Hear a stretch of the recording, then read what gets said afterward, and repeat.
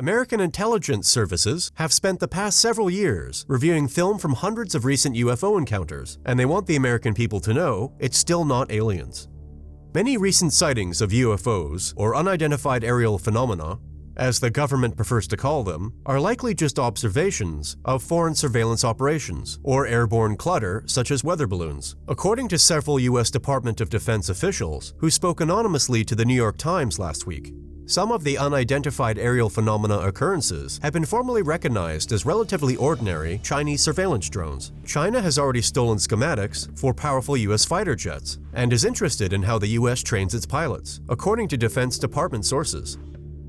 Other unusual aerial phenomena observations captured by military aircraft, which seem to depict flying objects moving in supposedly physics-defying ways, are most likely optical illusions. This contains the controversial Go Fast film, which was captured by a U.S. Navy aircraft and released to the public in 2018. The government later declassified the footage, along with 2 other leaked videos depicting military interactions with UAPs.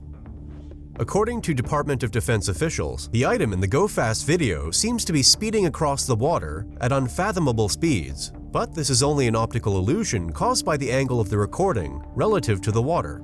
The item is traveling at little more than 30 miles per hour, or 48 kilometers an hour, according to the authorities. The results cited by the Times are anticipated to be included in a classified unidentified aerial phenomena report sent to Congress this week by the Department of Defense's intelligence organizations. The latest study adds fresh information to events documented in a paper issued publicly in June 2021 by officials, outlining 144 purported UAP occurrences reported by U.S. government workers between 2004 and 2021. The 2021 study noted that most purported unexplained aerial phenomena encounters could not be explained definitively owing to a lack of high-quality data. The paper, however, provided numerous broad possibilities for UAP in general, including technologies deployed by China, Russia, another country, or a non-governmental entity, as well as airborne clutter such as birds and weather balloons.